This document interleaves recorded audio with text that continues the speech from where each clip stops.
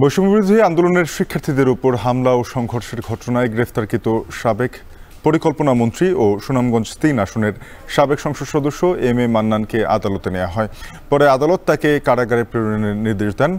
এই বিষয়ে বিস্তারিত জানাতে আদালত প্রাঙ্গণ থেকে যুক্ত আছেন সহকর্মী লিপসন আহমেদ।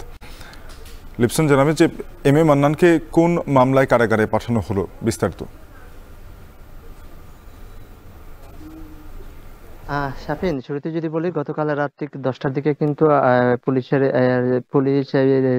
গোয়েন্দা সংস্থা সহ বিশেষ যৌথ অভিযানে কিন্তু পরিকল্পনা মন্ত্রী শান্তিগঞ্জের যে নিজ বাসভবন রয়েছে সেখান থেকে কিন্তু তাকে গ্রেফতার করা হয়। তারপর কিন্তু তাকে সুনামগঞ্জ সদর থানা হেফাজতে নিয়ে আসা হয়। বিশেষ করে যদি বলি, আজকে সকালে কিন্তু কিছুক্ষণ আগে কিন্তু তাকে আদালতে আনা হয়েছিল, যার ফলে কিন্তু আদালত, যেহেতু আজকে শুক্রবার, সেই ক্ষেত্রে কিন্তু সংশ্লিষ্ট আদালত না থাকায় কিন্তু তাকে কারাগারে প্রেরণ করা হয়েছে। বিশেষ করে যদি বলি, গত 4 আগস্ট কিন্তু সুনামগঞ্জ পৌর শহরের পুরাতন বাস স্টেশন এলাকায় বৈষম্য বিরোধী শিক্ষার্থীদের দাবির প্রেক্ষিতে যে চলমান আন্দোলন ছিল, সেই আন্দোলনে কিন্তু আওয়ামী লীগের ছাত্রলীগ সেই সাথে পুলিশ কিন্তু হামলা চালায়, যার প্রেক্ষিতে কিন্তু গত 2 সেপ্টেম্বর কিন্তু আহত একজনের ভাই এই আদালতে কিন্তু প্রায় 99 জনকে আসামি করে কিন্তু আসলে মামলা দায়ের করেন। সেই আসামির মামলায় এজাহারে যদি বলি, মূলত পরিকল্পনা মন্ত্রীর সাথে সেই সাথে সুনামগঞ্জের আরো 4টি আসনের সংসদ সদস্য তাদের হুকুমে এই অভিযোগ করা হয়েছে। তার প্রেক্ষিতে কিন্তু আসলে মূলত আজকে পরিকল্পনা মন্ত্রীকে গ্রেফতার করে কিন্তু আনা হয়েছে। বিশেষ করে যদি আরেকটি বিষয়ে বলি, আমরা কিন্তু আদালতে জেনেছি যে পরিকল্পনা মন্ত্রীর পক্ষে যে আইনজীবীরা ছিলেন তারা কিন্তু আসলে মূলত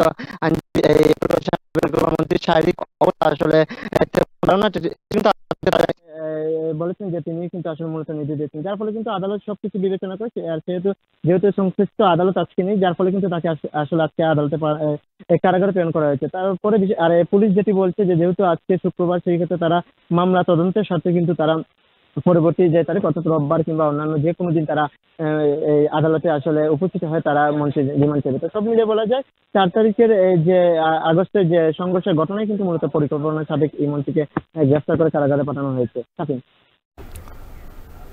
সহকর্মী লিপসন আহমেদ যুক্ত হয়েছিলেন সুনামগঞ্জ থেকে, জানাচ্ছিলেন সাবেক পরিকল্পনা মন্ত্রী এম এ মান্নানকে গ্রেপ্তার করা হয়েছে।